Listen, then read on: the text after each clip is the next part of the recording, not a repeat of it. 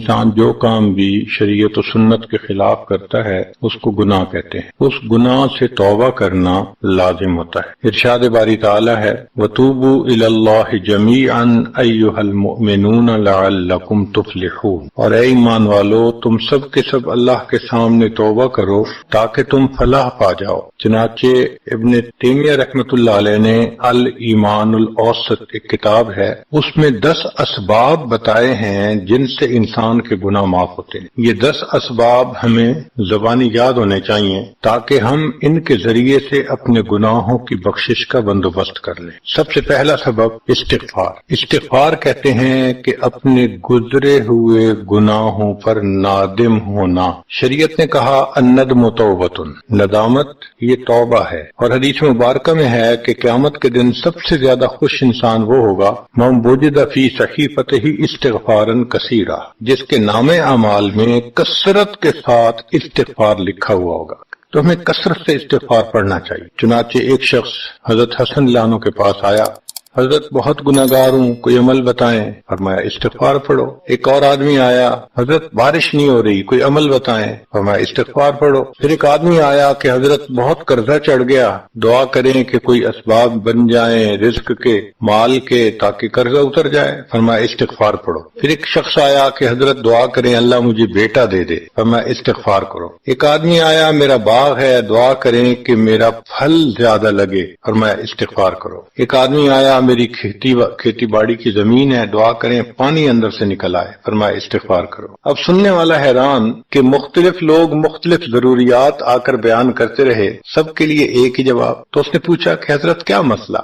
تو فرمایا کہ دیکھو یہ جواب میں نے اپنی طرف سے نہیں دیا، قرآن مجید سے دیا ہے۔ اللہ تعالیٰ ارشاد فرماتے ہیں قرآن مجید میں فَقُلْتُ اسْتَغْفِرُوا رَبَّكُمْ إِنَّهُ كَانَ غَفَّارًا۔ تو سب سے پہلے استغفار کرنے سے گناہوں کی بخشش ہوتی ہے۔ یرسل السماء علیکم مدرارا، تمہارے اوپر اللہ بارشیں برسائے گا۔ ویمددکم باموال، اللہ مال کے ذریعے تمہاری مدد کرے گا۔ وبنین، اور بیٹوں کے ذریعے مدد کرے گا۔ ویجعل لکم جنات، اور اللہ تعالیٰ تمہیں درختوں پہ پھل زیادہ عطا کرے گا۔ ویجعل لکم انہارا، اور اللہ تعالیٰ تمہارے لیے زمین سے چشمے جاری فرما دے گا۔ آپ اگر غور کریں تو ہماری روز مرہ کی جو پریشانیاں ہیں وہ انہی میں سے ہیں۔ کوئی بیٹے کے لیے پریشان، کوئی کاروبار کے لیے پریشان، کوئی قرضوں کی وجہ سے پریشان۔ اس کا مطلب یہ کہ اگر ہم استغفار کرنے کی عادت ڈال لیں تو ہمیں کسی اور عمل کی ضرورت ہی نہیں ہے، اور یہ عمل قرآن مجید میں بتایا گیا ہے۔ یہ پروردگار عالم کا کلام ہے۔ ہم استغفار کم کرتے ہیں، کم از کم 100 مرتبہ صبح اور شام استغفار کا کرنا معمول بنا لینا چاہیے۔ آپ لوگ ڈرائیو کرتے ہیں اپنے دفتر جاتے ہوئے تو راستے میں جو آدھا گھنٹہ لگتا ہے اس میں کیا کرنا ہوتا ہے؟ بعض لوگ نعت سن لیتے ہیں، تلاوت سن لیتے ہیں، وہ بھی عبادت ہے، لیکن اس سے زیادہ بہتر یہ ہے کہ انسان خود پڑھے کچھ۔ تو اگر اس دوران آپ استغفر اللہ ہی پڑھتے رہیں تو سینکڑوں دفعہ استغفار نامہ اعمال میں لکھا جائے گا، اور اگر پورا پڑھ لیں استغفر اللہ ربی من کل ذنب واتوب الیہ تو یہ سونے پہ سہاگے والی بات ہے۔ تو اپنے ٹائمنگز کو ایسے ایڈجسٹ کریں کہ اس میں درود استغفار کثرت کے ساتھ آپ پڑھ سکیں، کیونکہ حدیث پاک میں یہ فرمانا کہ قیامت کے دن وہ بندہ بہت خوش ہوگا جس کے نام اعمال میں استغفار زیادہ ہوگا۔ دوسرا سبب ہے توبہ۔ توبہ اور استغفار بہت قریب قریب ہیں، ان میں لائن آف ڈیمارکیشن ڈالنا تھوڑا ڈیفیکلٹ ہے، مگر علماء نے لکھا ہے کہ استغفار پچھلے گناہوں پہ ریپینٹنس کو کہتے ہیں، اور توبہ آئندہ گناہوں کو کمٹ نہ کرنا، اس کی کمٹمنٹ کرنا، عزم کرنا، اس کو کہتے ہیں۔ توبہ عزم جازم، ایک عہد کرنا کہ میں نے آج کے بعد گناہ نہیں کرنا، یہ توبہ کہلاتا ہے۔ تو گویا توبہ کا تعلق آئندہ گناہ نہ کرنا، استغفار کا تعلق پاسٹ کے ساتھ ہے کہ میں نے جو کیا برا کیا، اللہ بس میری غلطی کو پلیز معاف کر دے، اس کو استغفار کہتے ہیں۔ اور یہ استغفار کا حکم اللہ رب العزت نے اپنے حبیب صلی اللہ علیہ وسلم کو دیا، فسبح بحمد ربک واستغفرہ، حکم ہے، صیغہ ہے امر کا۔ اللہ کے محبوب صلی اللہ علیہ وسلم کو اگر یہ حکم ہے تو سوچئے پھر ہمیں استغفار کرنے کی کتنی ضرورت ہے۔ توبہ ہر بندے پہ کرنی ضروری، چنانچہ کافر ہے تو وہ کفر سے توبہ کر کے مسلمان بن جائے، مومن ہے گناہوں سے توبہ کر کے نیک بن جائے، جو نیک ہے وہ جو اپنے اعمال کے اندر غفلت ہوتی ہے، نماز کی غفلت، ذکر میں غفلت، تلاوت میں غفلت، اس غفلت سے توبہ کرے اور جو کہے کہ جی میں تو اس سے بھی توبہ کرتا ہوں، تو بھئی ہم جو اعمال کرتے ہیں یہ اس کوالٹی کے تو نہیں کہ اللہ تعالیٰ کے ہاں قبولیت پا سکے۔ اب پھر استغفار کرنا کہ اللہ اس کو قبول کر لیجئے، جو کہ اللہ کے محبوب صلی اللہ علیہ وسلم نے فرمایا ما عبدنا کا حق کا عبادت، اے اللہ ہم نے عبادت نہیں کی جیسے عبادت کرنے کا حق تھا۔ اگر سید الاولین والآخرین صلی اللہ علیہ وسلم یہ فرماتے ہیں، ہم کس کھیت کی گاجر مولی ہیں، ہماری عبادتیں کیا عبادتیں؟ تو استغفار کرنا، توبہ کرنا ہم میں سے ہر بندے پر لازم ہے۔ تیسری چیز جس سے کہ گناہ معاف ہوتے ہیں، الحسنات الماحیہ، نیکیاں۔ جو انسان نیک اعمال کرتا ہے تو گناہ دھل جاتے ہیں۔ نیک اعمال کی مثال صابن کی ہے، گناہوں کی مثال میل کی تھی۔ صابن جتنا زیادہ لگتا ہے اتنا میل دھل جاتی ہے۔ ان الحسنات یذہبن السیئات، یہاں شیطان دھوکہ دیتا ہے۔ مثلا اگر کوئی بچہ تعلیم پا رہا ہے مگر کوئی گناہ بھی کرتا ہے، تیرے علم کا کیا فائدہ، گناہ تو چھوڑتا نہیں۔ بھائی اگر گناہ کرتے ہیں تو علم تو الٹا ان گناہوں کو دھوئے گا، وہ علم ہی چھڑوا دیتا ہے تاکہ دھونے کا مسئلہ ہی نہ رہے۔ اب عورت سوچے گی میں پردہ تو کرتی نہیں، نمازوں کا کیا فائدہ؟ یہ دھوکہ ہے شیطان کا۔ بھئی آپ نمازیں پڑھتی رہو، اس نمازوں کی برکت سے اللہ پھر پردے کی بھی توفیق دے دیں گے۔ تو نیکی نہیں چھوڑنی چاہیے کبھی بھی، یہ سوچ کے جی میں اچھا تو ہوں نہیں، کیا فائدہ؟ فائدہ ہے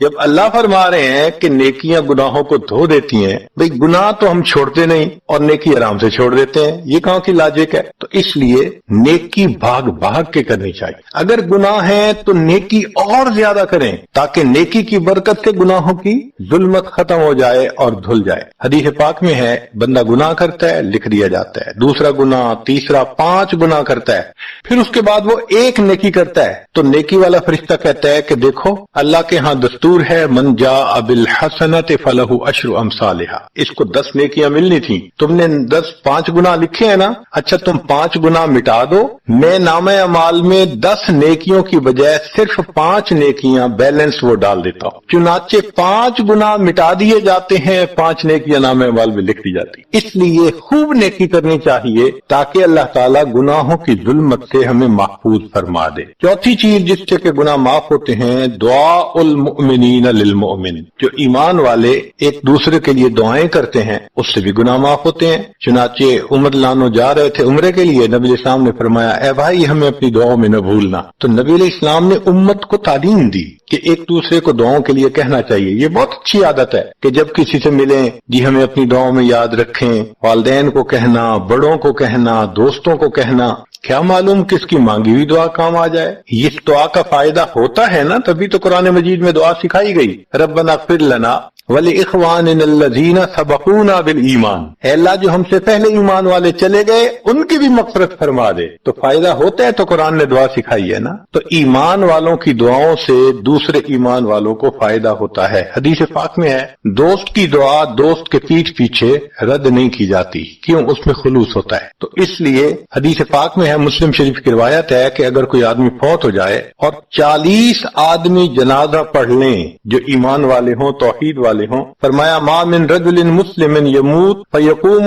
على جنازته 40 رجلا لا يشركون بالله شيئا الا شفعهم الله فيه، اللہ 40 بندوں کی نماز جنازہ کو قبول کر کے میت کی مغفرت فرما دیتے ہیں۔ 5واں عمل ما يعمل للمیت من اعمال البر، ہم اپنے فوت شدہ لوگوں کے لیے جو نفل کے کوئی نیک کام کرتے ہیں اس سے بھی ان کے گناہ معاف ہوتے ہیں۔ مثلا صدقہ کر دیا، قرآن پاک پڑھا، ان کو بخش دیا، ان کی طرف سے عمرہ کیا، حج کیا، ان نفلی اعمال کا ثواب ان کو ملتا ہے، اس کی وجہ سے ان کے گناہوں کو معاف کر دیا جاتا ہے۔ چنانچہ حضرت شیخ الحدیث رحمۃ اللہ علیہ نے فضائل ذکر میں یا کسی اور کتاب میں واقعہ لکھا ہے کہ ایک اللہ والے تھے، قبرستان کے قریب سے جاتے ہوئے انہوں نے کچھ پڑھ کے قبرستان والوں کو بخش دیا۔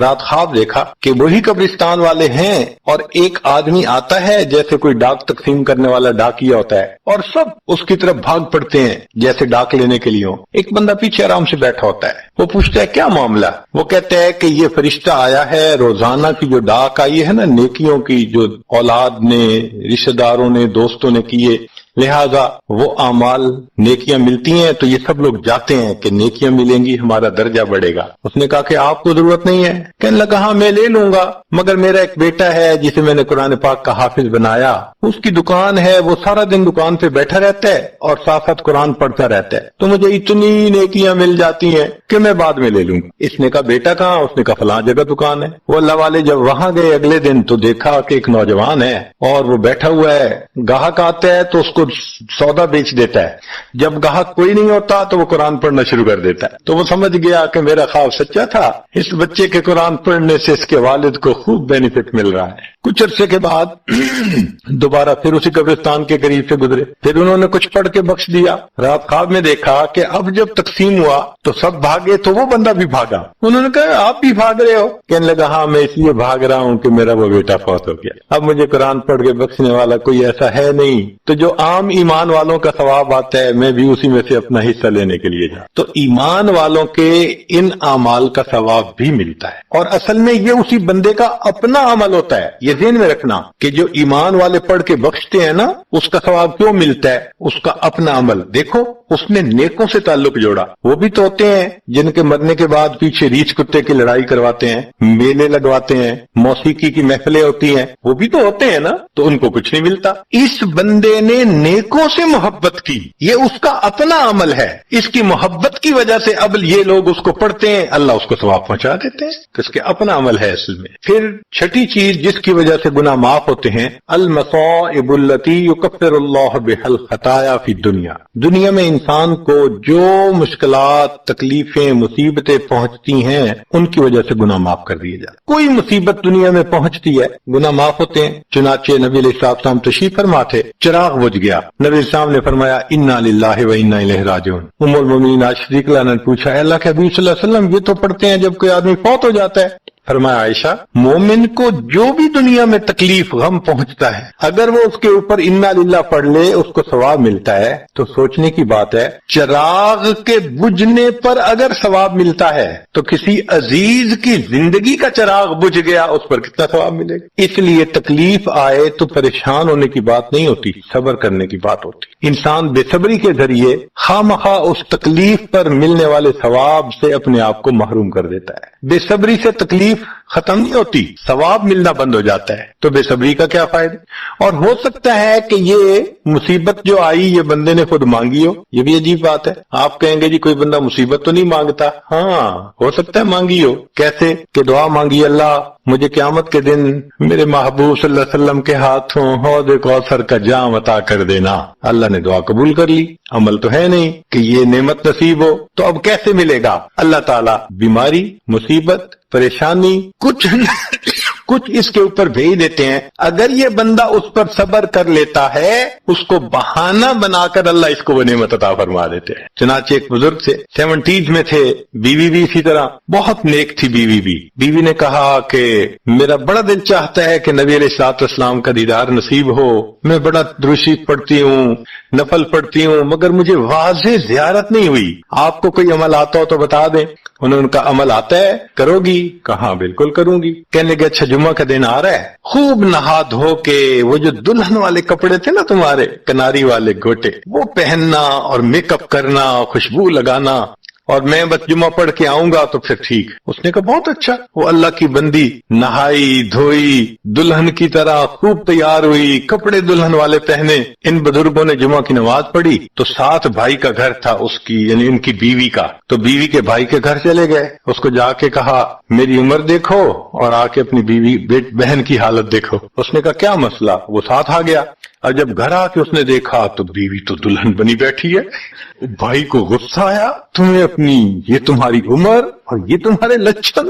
اس نے تو ڈانٹا اور وہ بیچاری روئی، اس کا دل ٹوٹا، رو رو کے حال برا، سو گئی۔ اللہ کی شان کہ اس نیند میں اس کو نبی علیہ السلام کی زیارت نصیب ہو گئی۔ اب وہ اٹھی تو وہ خوش بھی ہے اور پریشان بھی ہے، خوش اس بات پہ کہ زیارت ہو گئی اور پریشان اس بات پہ کہ میاں نے کیا کیا، خود کہا دلہن بنو اور خود بھائی سے مجھے ڈانٹ پڑوا دی۔ تو پھر اس نے پوچھا کہ آپ نے ایسا کیوں کیا؟ انہوں نے کہا دیکھو میں تمہاری زندگی کو قریب سے سے جانتا ہوں میں نے تمہیں اتنا پیار محبت سے رکھا ہے کہ تمہیں زندگی کے کوئی تکلیف نہیں پہنچنے دی میں نے. تم نے عبادت کی انتہا کی ہے مگر کچھ نعمتیں ہوتی ہیں جو دل ٹوٹنے پہ ملتی ہیں. تو تمہارا تو کبھی دل ٹوٹا نہیں. تو میں نے ایک بہانہ بنایا کہ تمہیں کہا دلہن بنو, بھائی کو شکایت لگا دی, اس نے ڈانٹ پلا دی, تمہارا دل ٹوٹا, اللہ کو رحم آ گیا. اللہ تعالیٰ ٹوٹے دلوں پر رحم فرما دیتے ہیں. تو ممکن ہے کہ یہ مصیبت, یہ پریشانی اللہ کی طرف سے ہمارے لیے انعام کا سبب بن کے آئی ہو. اس لیے ہمارے بزرگوں نے کہا سکھ دکھاں تو دیوا وار, کہ میں سکھوں کو دکھوں پہ قربان کر دوں. سکھ دکھاں تو دیوا وار, دکھا آن ملائم یار, کہ دکھوں نے مجھے میرے یار سے ملا دیا. اللہ کو بڑا ترس آتا ہے اس بندے پر جس پر کوئی مصیبت آتی ہے, پریشانی آتی ہے. پھر ساتویں چیز جس سے کہ گناہ معاف ہوتے ہیں, ما یحصل فی القبر من الفتنة والزغطة والروع, قبر کے اندر انسان جب جائے گا تو اس کو وہاں پر ضغط قبر پیش آئے گا. قبر دباتی ہے, اس قبر کے دبانے سے بھی گناہ معاف ہوتے ہیں, اور یہ ضغط قبر ہر کسی کو پیش آئے گا. سعد لانو ایک صحابی ہیں, نبی علیہ السلام نے ان کا جنازہ پڑھایا اور اللہ کے محبوب صلی اللہ علیہ وسلم پنجوں کے بل چلنے لگے. تو صحابی نے پوچھا اے اللہ کے حبیب صلی اللہ علیہ وسلم آپ ایسے چل رہے ہیں؟ فرمایا سعد کی نماز جنازہ میں شرکت کے لیے اتنے فرشتے آسمان سے اتر آئے, مجھے پاؤں رکھنے کی جگہ نہیں مل رہی. پھر حدیث پاک میں آتا ہے کہ نبی علیہ السلام نے فرمایا سعد کی وفات پر اللہ کا عرش بھی 3 دن تک روتا رہا. جن کی وفات پہ اللہ کا عرش روئے, اللہ کے فرشتے جنازے میں اترے, کیسے اللہ کے مقبول بندے ہوں گے. پھر نبی علیہ السلام نے فرمایا سعد کو بھی ضغط قبر پیش آیا. تو اس کا مطلب یہ ہے کہ یہ ضغط قبر تو پیش آنا ہی ہے, ہر کسی کو آنا ہے, کوئی بھی ہو. اب یہ عجیب سی بات ہے مگر اس کو سمجھیں کہ کیوں پیش آنا ہے. آپ اگر کسی ریسٹورنٹ پہ جائیں اور جا کے سویٹ ڈش کھائیں یا کباب کھائیں تو بل پے کرنا پڑتا ہے نا. گروسری سٹور سے جا کے کوئی چیز لائیں بل پے کرنا پڑتا ہے نا, ہر چیز کا بل ہوتا ہے نا. اس دنیا میں انسان جو مزے لیتا ہے بھلے جائز صحیح, ان کی بھی ایک کاسٹ ہے اور وہ اسے پے کرنی پڑے, اور وہ کاسٹ ضغط قبر سے پے ہوگی. اس لیے جس کی زندگی غربت میں گزری ہوگی اس کا ضغط قبر بہت کم ہوگا, اور جس نے عیش آرام مزے سہولت انجوائے کیا تو دینی پڑے گی نا. تو ضغط قبر تو پیش آنا ہے. ہمارے والد صاحب بچپن میں دیکھتا تھا میں کہ بہت اچھا سالن بنا ہوتا تھا نا, تو اکثر وہ گلاس پانی کا اٹھاتے تھے اور ایک گھونٹ پانی ڈال دیتے تھے. مجھے سمجھ نہیں آتی تھی یہ کیا کرتے ہیں. میں اکثر ان سے پوچھتا تھا ابو آپ ایسے کیوں کرتے ہیں, نہیں بتاتے تھے. جب ان کی وفات ہوئی تو بعد میں والدہ صاحبہ نے کہا کہ اصل میں وہ یہ کہا کرتے تھے کہ نفس میرا دشمن ہے, میں اس نفس کو لذتیں کیوں دوں. وہ لذیذ کھانے کے اوپر بھی ایک گھونٹ پانی ڈال کے اس کو کم مزے والا بنا لیا کرتے تھے, جائز لذتوں کو بھی کم کر لیتے تھے. ہمارا کیا حال ہوگا جو ناجائز لذتوں کے پیچھے بھاگتے پھرتے. تو یہ ضغط قبر مومن کو بھی پیش آتا ہے اور کافر کو بھی, مگر فرق ہے. کافر کو پیش آئے گا کہ حدیث پاک میں آتا ہے دائیں طرف کی پسلیاں بائیں طرف اور بائیں کی پسلیاں دائیں طرف, یوں پسلیاں توڑ کے رکھ دیں گے. اور مومن کو بھی ضغط قبر پیش آئے گا, مگر مومن کو ضغط قبر تکلیف نہیں دے گا اتنی اگر نیک ہوا. کیوں؟ اچھا آپ بتائیں سر میں درد ہو تو آپ کہتے ہیں نا ذرا سر دبا دو, تو تکلیف ہوتی ہے یا راحت ملتی ہے؟ سر دبانے سے راحت ملتی ہے. جس طرح سر درد میں کوئی دبائے سر کو راحت ملتی ہے, ایسے ہی مومن کو ضغط قبر تو پیش آئے گا مگر مومن کے لیے راحت کا سبب ہو. 8ویں چیز جس سے کہ گناہ معاف ہوں گے, احوال یوم القیامت وکربھا وشدائدھا, قیامت کے دن جو انسان کو ایک وحشت کی کیفیت ہوگی, ہول کی کیفیت ہوگی, خوف ڈر کی کیفیت ہوگی. اللہ اکبر. امام غزالی رحمت اللہ علیہ نے تفصیل لکھی ہے کہ سارے لوگ کھڑے ہوں گے اور سورج بہت قریب ہوگا, پسینے میں شرابور ہوں گے. اللہ اکبر. اس وقت جہنم کے اندر ابال آئے گا اور جہنم کے اندر سے انگارے اٹھ کر اوپر جائیں گے اور واپس گریں گے. فرماتے ہیں اس وقت انبیاء میں سے کوئی نبی بھی ایسا نہیں ہوگا جس کو یہ ڈر نہ ہو کہ کہیں انگارے میرے اوپر نہ آ جائے. اگر انبیاء بھی تھرا رہے ہوں گے ہمارا اس دن کیا حال. تو قیامت کے دن کی دہشت اور وحشت کوئی چھوٹی چیز نہیں ہے, مگر اس سے بھی اللہ تعالیٰ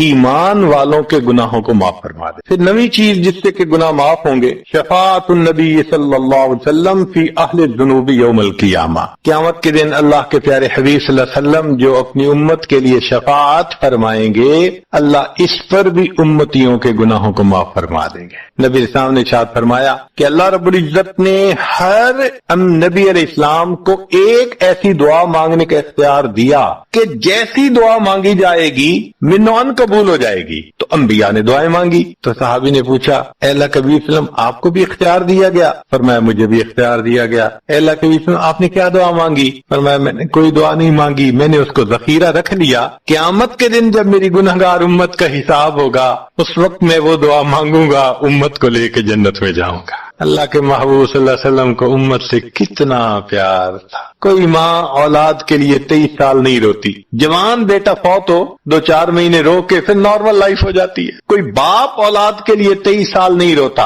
अल्लाह के प्यारे हबीब सल्लल्लाहु अलैहि वसल्लम उम्मत के लिए 23 साल आंसू बहाते, रब्बे उम्मती रब्बे उम्मती रब्बे उम्मती दुआ मांगते थे, लंबे सजदे।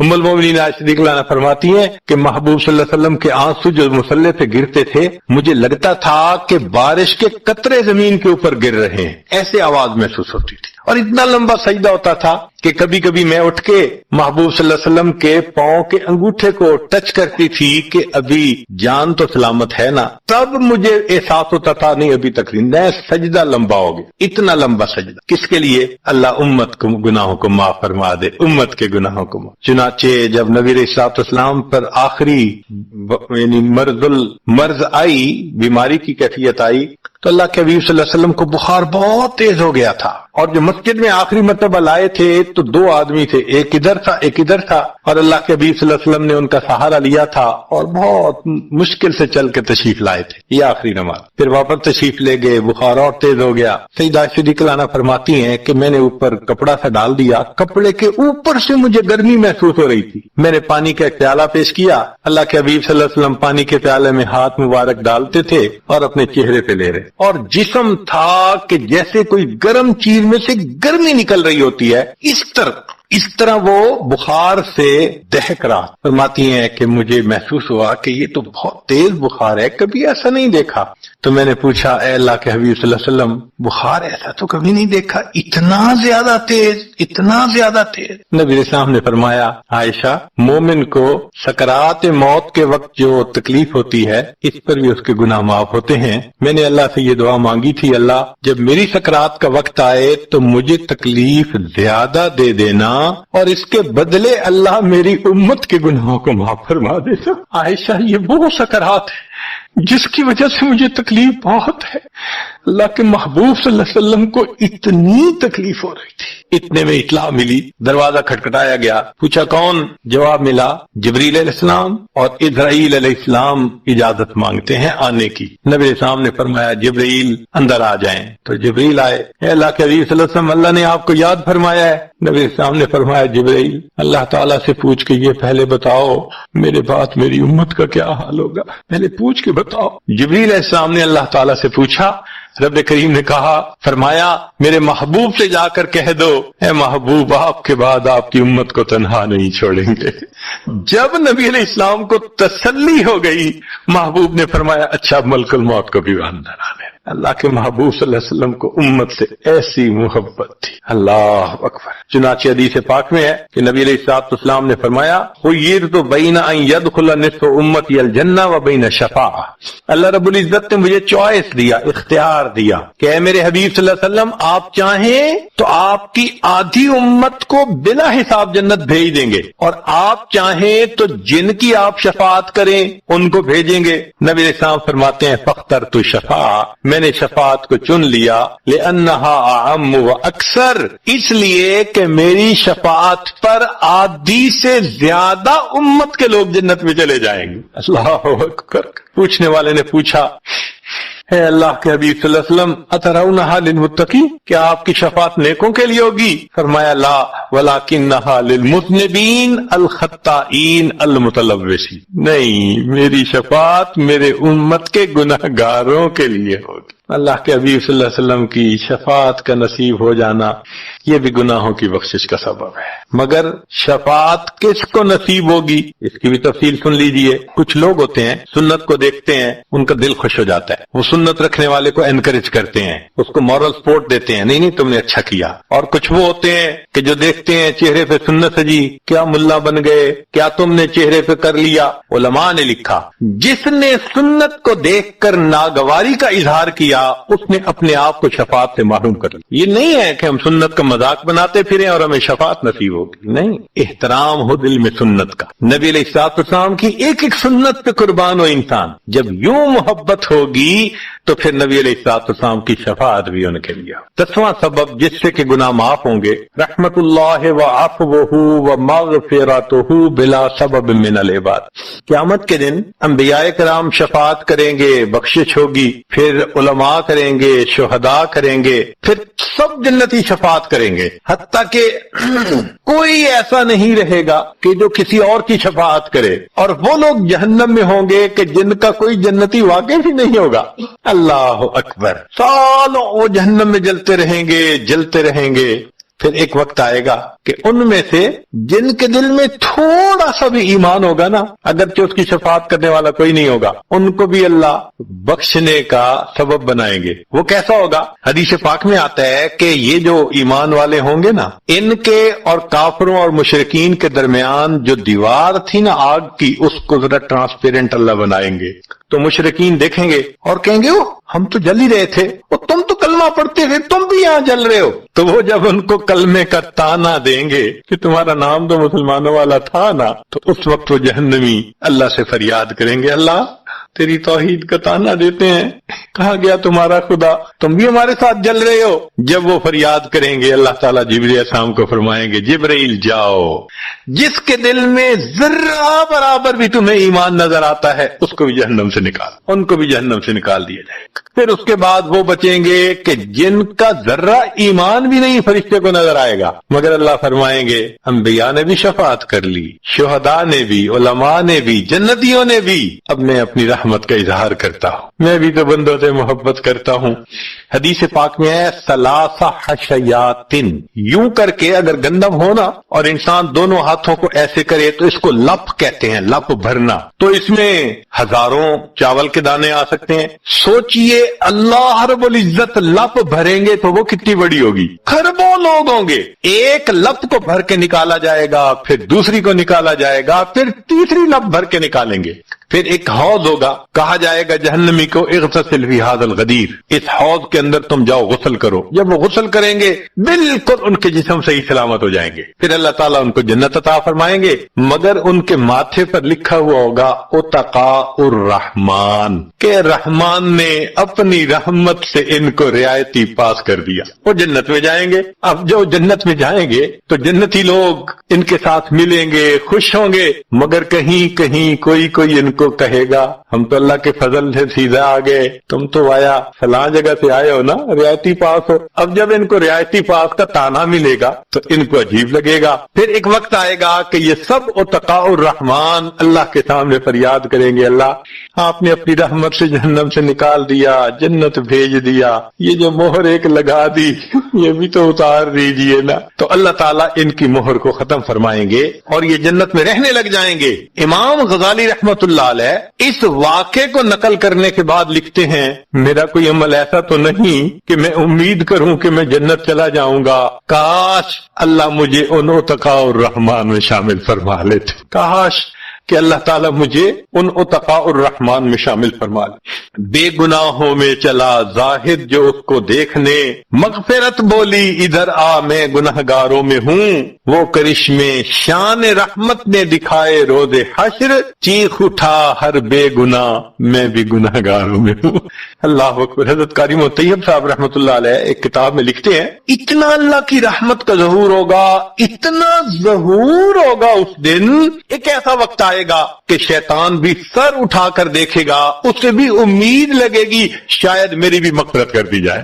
وَكَانَ بِالْمُؤْمِنِينَ رَحِيمًا. اللہ تعالیٰ قیامت کے دن اپنی رحمت کا اظہار فرمائے. اللہ کرے قیامت کے دن اللہ کی رحمت سے ہمارا کام بن جائے. اللہ تعالیٰ ہمیں اپنے گناہوں سے سچی توبہ کرنے کی توفیق عطا فرمائے. ہمیں اپنی اوقات کا پتہ نہیں کہ کتنے کمزور ہیں, حالات کو بدلنے کی کوشش میں لگے ہوئے ہیں. بھئی حالات کا بنانے والا, بھیجنے والا اللہ رب العزت ہے, وہ مغیر الاحوال ہیں. جب چاہتے ہیں حالات کو جیسا چاہتے ہیں بدل دیتے ہیں. تو یہ تو حکم پروردگار کا ہوگا تب بدلیں گے. دنیا کے کہنے سے حالات بدلتے تو دنیا جنت نہ بن جاتی, ہر بندہ اپنی من مرضی کی زندگی گزار رہا ہوتا. تو ایک ترتیب ہے اللہ رب العزت کے ہاں. چنانچہ ہمارے مشائخ نے 4 باتیں کہی ہیں لوہے کی لکیر. جب آزمائیں گے ان باتوں کو کھرا پائیں گے. پہلی بات کہ جو شخص اپنے اعمال کو سنوار لیتا ہے اللہ تعالیٰ اس کے حالات کو سنوار دیتے ہیں. جو شخص اپنے اعمال کو سنوار لیتا ہے اللہ تعالیٰ اس کے حالات کو سنوارتے ہیں. ہم اس کوشش میں لگے ہوئے ہیں کہ حالات پہلے سنوریں پھر اعمال سنواریں. آپ بات کریں دوست سے, بھئی آپ مسجد میں نظر نہیں آتے, کچھ کاروباری حالات ٹھیک نہیں, ٹھیک ہو گئے تو میں مسجد میں آؤں گا. یعنی ہم چاہتے ہیں حالات پہلے ٹھیک ہوں, اعمال بعد میں ٹھیک. کیسے ترتیب الٹ سکتے ہیں؟ چنانچہ جسے دیکھیے وہ اسی کوشش میں لگا ہوا ہے کہ پہلے حالات ٹھیک ہوں بعد میں اعمال ٹھیک کریں گے. تو ترتیب ہی الٹی ہم کرتے پھر رہے ہیں. اعمال کو جو شخص سنوار لیتا ہے اللہ تعالیٰ اس کے حالات کو سنوارتے ہیں. اعمال بگڑیں گے, حالات بگڑیں گے. جب کہا میں نے کہ یا اللہ تو میرا حال دیکھ, جب کہا میں نے کہ یا اللہ تو میرا حال دیکھ, حکم آیا میرے بندے نام اعمال دیکھ. ہم حالات کا تو شکوہ کرتے ہیں, اپنے عمل تو نہیں نہ دیکھتے. تو اعمال کو سنوارنے سے اللہ تعالی حالات کو سنوار دیتے ہیں. ہم اپنے اندر تقوی اور صبر و ضبط پیدا کریں. اللہ رب العزت ہر دور اور ہر زمانے میں تقوی اور صبر والے بندے کو فرش سے اٹھائیں گے, عرش کے اوپر بٹھائیں گے, تخت کے اوپر بٹھائیں گے. اب تقوی اور صبر کی طرف تو ہم آتے نہیں. چاہتے ہیں زندگی تو رہے جیسے ہم گزار رہے ہیں, حالات سیدھے ہو جائیں. کیسے حالات سیدھے ہو سکتے ہیں؟ سمپل سی مثال ہے کہ بجلی سے ایک مشین چلتی ہے. اب ایک بندہ مشین کو روکنا چاہتا ہے, ایک ہی ترتیب ہے کہ پیچھے سے بٹن بند کرو. آپ بٹن بند نہیں کریں گے, ہاتھ سے مشین کو پکڑ کے روکنے کی کوشش کریں گے, ہاتھ کٹوا بیٹھیں گے. سارا دن زور آزمائی کریں گے, مشین کہاں رکے گی؟ تو عقل مند بندہ مشین کو پکڑ کے نہیں کھڑا ہوتا, وہ سوئچ کو بند کرتا ہے. حالات کا سوئچ اللہ رب العزت کے ہاتھ میں ہے. تو ادھر رجوع کرنے کی بجائے کہ اللہ حالات کو ٹھیک کر دیجئے, ہم حالات کی مشین کے ساتھ کشتی کر رہے. کون ہمیں عقل مند کہے؟ تو پہلی بات, جو شخص اپنے اعمال کو ٹھیک کر لیتا ہے اللہ رب العزت اس کے حالات کو ٹھیک کر دیتے ہیں. دوسری بات, جو شخص اپنی آخرت کو سنوار لیتا ہے اللہ تعالیٰ اس کی دنیا کو سنوار دیتے ہیں. ہم پھر الٹے چاہتے ہیں کہ پہلے دنیا سنورے پھر ہم آخرت سنواریں گے. یہاں پھر ہم غلطی کرتے ہیں, دن رات دنیا سنوارنے میں لگے ہوئے ہیں. پزل بنی ہوئی ہے, ایک حصہ جوڑتے ہیں تو دوسرا ٹوٹتا ہے, وہ توڑتے ہیں تو پہلا ٹوٹتا ہے. ہر بندہ لگا ہوا ہے اسی کوشش میں. تو اللہ رب العزت کے ہاں ترتیب یہ ہے. اس کی مثال اگر دیکھنی ہو, صحابہ رضی اللہ عنہ کی مبارک زندگیوں کو دیکھیے. انہوں نے اپنی آخرت کو سنوارا, اللہ نے اس کے نتیجے میں ان کی دنیا کو سنوارا. بات کیا تھی کہ نہ کیسر و کسرا سے دبے چند وہ لوگ کے اونٹوں کے چرانے والے, اور جن کو کافور پہ ہوتا تھا نمک کا دھوکا, بن گئے دنیا کی تقدیر بدلنے والے. انہوں نے اپنی آخرت کو سنوارا, اللہ نے دنیا سنواری. کیسے؟ اطمینان. اتنا اطمینان کہ یمن سے جوان عورت چلتی ہے اور مدینہ طیبہ پہنچتی ہے, اور پورے راستے میں کوئی اس کی طرف آنکھ اٹھا کر دیکھنے والا نہیں ہوتا. اللہ نے مال و دولت کے اتنے ڈھیر عطا کیے تھے. انس اللہ عنہ کہتے ہیں کہ میں لکڑی کاٹنے والے کلہاڑے سے سونے کی اینٹوں کو توڑا کرتا تھا. اب لکڑی کے کلہاڑے سے جو سونا ٹوٹے گا وہ تولوں میں اور گراموں میں تو نہیں نہ ہو سکتا. اللہ نے اتنی دولت ان کے قدموں میں ڈال دی تھی. بچہ پیدا ہوتا تھا, اس کا روزینہ متعین تھا. سیدنا عمر اللہ عنہ نے ایک رات دیکھا, ایک عورت چھوٹے سے بچے کو روٹی کا ٹکڑا کھلانے کی کوشش کر رہی ہے, بچہ رو رہا ہے. پوچھا کیوں کر رہی ہو؟ کہنے لگی کہ امیر المومنین نے قانون بنایا ہوا ہے کہ جب بچہ دودھ چھوڑے گا پھر ہم بیت المال سے روزینہ متعین کریں گے, تو میں کوشش کر رہی ہوں. عمر اللہ عنہ آئے, بہت روئے. صحابہ کہتے ہیں کہ اس دن فجر کی نماز پڑھائی, قرات کے اندر اتنا گریا اور بکا تھا کہ ہمیں سمجھنا مشکل ہو رہا تھا, اتنا رو رہے تھے. ہم حیران تھے آج امیر المومنین کو کیا ہوا. نماز پڑھانے کے بعد ممبر پر بیٹھے, تھے عمر کے اوپر اللہ رحم کرے اس نے کتنے بچوں کی جان لی ہوگی۔ مقصد یہ تھا کہ میں نے جو یہ قانون بنایا تو کتنی ماؤں نے معصوم بچوں کے دودھ چھڑوائے ہوں گے اور وہ دودھ سے محروم ہوں گے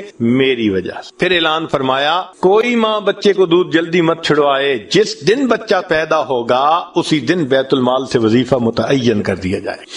آج سے 1400 سال پہلے تو انہوں نے اپنی آخرت کو سنوارا، رب کریم نے اس کے بدلے ان کی دنیا کو سنوار دیا۔ قرآن مجید میں اللہ تعالیٰ فرماتے ہیں وَلَوْ أَنَّ أَهْلَ الْقُرَىٰ آمَنُوا وَاتَّقَوْا، اگر یہ بستی دیسوں والے ایمان لاتے، تقوی کو اختیار کرتے، لَفَتَحْنَا عَلَيْهِمْ بَرَكَاتٍ مِّنَ السَّمَاءِ، ہم ان کے لیے آسمان سے برکتوں کے دروازے کھول دیتے۔ تو ترتیب یہی ہے کہ جو آخرت کو سنوارتا ہے اس کوشش میں لگتا ہے، دنیا اس کا سایہ ہے۔ اللہ دنیا کو خود بخود سنوار دیتے ہیں، الگ سے محنت نہیں کرنی پڑتی۔ مثال کے طور پہ جو بندہ سچ بولتا ہے تجارت میں، اللہ تعالیٰ اس کی تجارت کو خود سنوار دیتے ہیں۔ قسم اٹھا کے یہ بات کہی جا سکتی ہے کہ سچ بولنے والا تاجر کبھی مفلس نہیں ہو سکتا، پاسبل ہی نہیں کہ سچ کی بنیاد ہو اور اس میں برکت نہ ہو۔ تو دو باتیں ہیں، جو شخص اپنے اعمال کو سنوارتا ہے اللہ تعالیٰ حالات کو سنوار دیتے ہیں، جو اپنی آخرت کو سنوار لیتا ہے اللہ تعالیٰ اس کی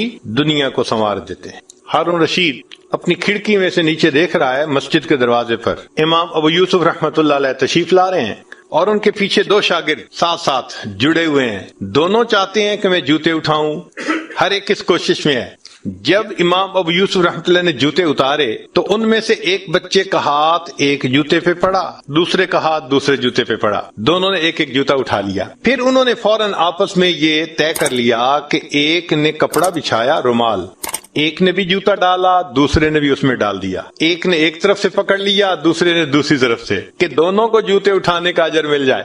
حضرت آگے جا رہے ہیں اور پیچھے دو طالب علم اس طرح جوتے لے کے جا رہے ہیں کہ رومال کے اندر جوتے ہیں، ایک نے بھی پکڑا ہوا ہے دوسرے میں پکڑا۔ ہارون رشید نے دیکھا تو ٹھنڈی سانس لی۔ بیوی نے پوچھا ہارون رشید کیا ہوا؟ کہنے لگا یوں تو دنیا ہمیں بادشاہ کہتی ہے، ہمارے جوتے اٹھانے کے لیے بھلا کون جھگڑتا ہے؟ یوں تو دنیا ہمیں بادشاہ کہتی ہے، ہمارے جوتے اٹھانے کے لیے بھلا کون جھگڑتا ہے۔ جو آخرت سنوارتا ہے اللہ ایسے دنیا سنوارتے ہیں کہ دنیا جوتے اٹھانے کے لیے جھگڑتی ہے۔ تو فرمایا کہ جو اپنی آخرت کو سنوار لیتا ہے اللہ تعالیٰ اس کی دنیا کو سنوارتے ہیں۔ چنانچہ ایک سیاح ہندوستان آیا گھومنے پھرنے کے لیے، اجمیر شریف بھی گیا، وہاں اس نے حضرت خواجہ معین الدین چشتی اجمیری رحمت اللہ علیہ کے مزار پہ دیکھا مسلمان بھی آ رہے ہیں اور ہندو بھی آ رہے ہیں اور سکھ بھی آ رہے ہیں، اللہ کی شان، اللہ رجوع دے دیتا ہے نا، سبھی آ رہے ہیں دعائیں مانگ رہے ہیں۔ تو وہ بڑا حیران کہ ہر کمیونٹی کے لوگ آ رہے ہیں، ہر مذہب کے لوگ آ رہے ہیں۔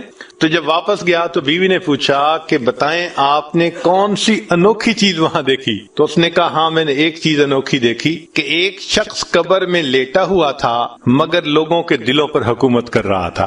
ایک شخص قبر میں لیٹا ہوا تھا مگر لوگوں کے دلوں پہ حکومت کر رہا۔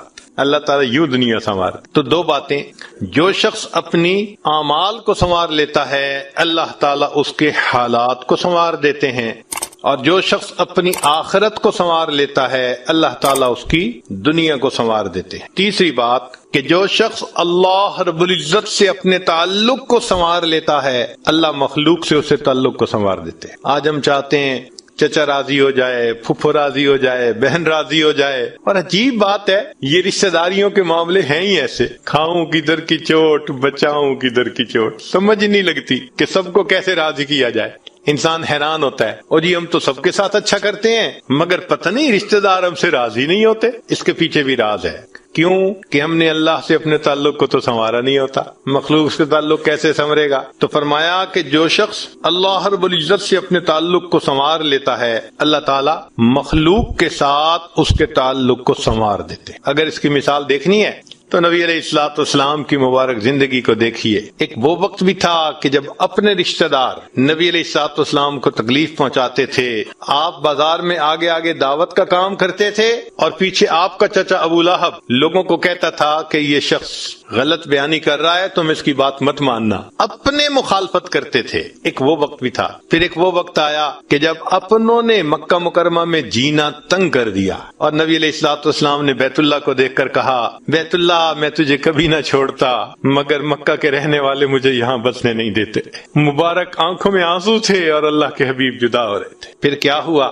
10 سال کے ہی عرصے میں حالات نے وہ پلٹا کھایا کہ جب آپ آ کر فاتح مکہ بن کر بیٹھے تو وہی قریش تھے جو قدموں میں آ کر پڑ گئے اور انہوں نے آپ کی غلامی اختیار کر لی. ہندا نے کہا جتنے خیمے دنیا میں تھے سب سے زیادہ آپ کے خیمے سے مجھے نفرت ہوا کرتی تھی. آج جتنے خیمے ہیں سب سے زیادہ محبت مجھے آپ کے خیمے سے. اللہ اکبر کبیرہ. تو جو شخص اللہ سے اپنے تعلق کو سنوار لیتا ہے اللہ مخلوق سے اس کے تعلق کو سنوار دیتے. فضیل بن عیاض رحمۃ اللہ علیہ فرماتے ہیں مجھ سے جب بھی اللہ تعالیٰ کی نافرمانی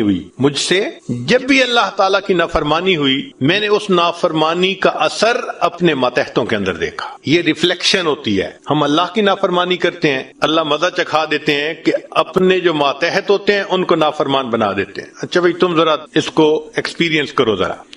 وہ جی کیا کریں, بیوی سنتی ہی نہیں ہے, حضرت بس اولاد افلاطون بن گئی ہے, حضرت بچے نے ذلیل کر دیا ہے. کیوں شکوے ہوتے ہیں ہمیں کہ ہمارے ماتحت ہماری نہیں مانتے جبکہ ہم اپنے آقا کی نہیں مان رہے ہوتے. فرماتے ہیں کہ جب بھی مجھ سے اللہ تعالیٰ کی نافرمانی ہوئی میں نے آزما کے دیکھا یا تو بیوی نے میری نافرمانی کی یا میری اولاد نے میری نافرمانی کی یا میرے نوکروں نے غلاموں نے انہوں نے میری نافرمانی کی یا کم از کم میری سواری کے جانور نے میری نافرمانی کی. یہ ہے عدل کا بدلہ. اپنے آقا کی نافرمانی کریں گے اللہ تعالیٰ ماتحتوں کو نافرمان بنا کر دکھائیں گے.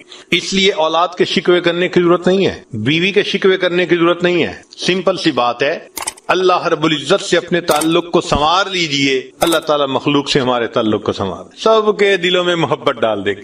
سیدنا امیر معاویہ رضی اللہ عنہ نے خط لکھا ام المومنین سید عائشہ صدیقہ رضی اللہ تعالی عنہا کو کہ ام المومنین آپ امت کی ماں ہیں, آپ مجھے کوئی نصیحت فرمائیے. اور واقعی ام المومنین نے نصیحت کرنے کا حق ادا کر دیا. وہ نصیحت پڑھ کے پتہ چلتا ہے کہ انہوں نے نبی علیہ الصلوۃ والسلام کی صحبت یافتہ ہونے کا ثبوت پیش کر دیا. ام المومنین نے مختصر جواب لکھا, فرمایا دیکھیں اگر آپ مخلوق کو خوش کریں گے اللہ کو ناراض کریں گے اللہ ساری مخلوق کے دل میں تمہاری نفرت ڈال دیں گے, یہ اندر سے تم سے نفرت کرتے پھریں گے.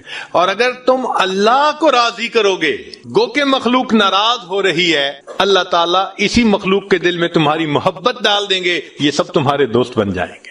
تو اصل تو اللہ کو راضی کرنا ہے. تو فرمایا کہ تم اللہ سے اپنے تعلق کو سنوار لو اللہ تعالیٰ مخلوق سے تمہارے تعلق کو سنوار دیں گے. تو اولاد کو نیک بنانے کا سب سے آسان طریقہ خود نیک بن جائے. جو خود نیک بنتا ہے اور اللہ کے حکم کو توڑنے سے باز آ جاتا ہے اللہ تعالیٰ اولاد کو مطیع اور فرمانبردار بنا دیتے ہیں. تو اب تک 3 باتیں. جو شخص اپنے اعمال کو سنوار لیتا ہے اللہ تعالیٰ اس کے حالات کو سنوار دیتے ہیں.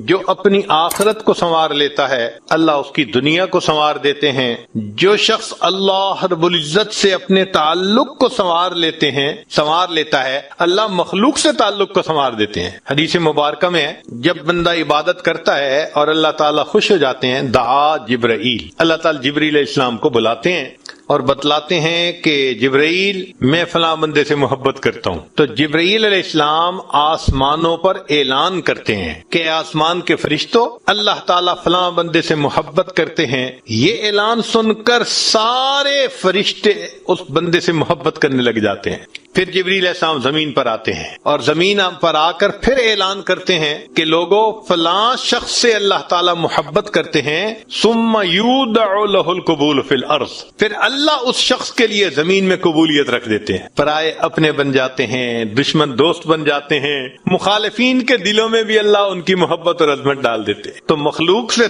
تعلق سنوارنے کا یہ ہے سب سے بہترین طریقہ. کس کے پیچھے بھاگیں گے, کس کی منت سماجت کریں گے. بہتر نہیں کہ ہم ایک ہی کو منا لیں. جس نے اللہ کو منا لیا اللہ تعالیٰ مخلوق کے ساتھ اس کے تعلق کو سارا ٹھیک فرما.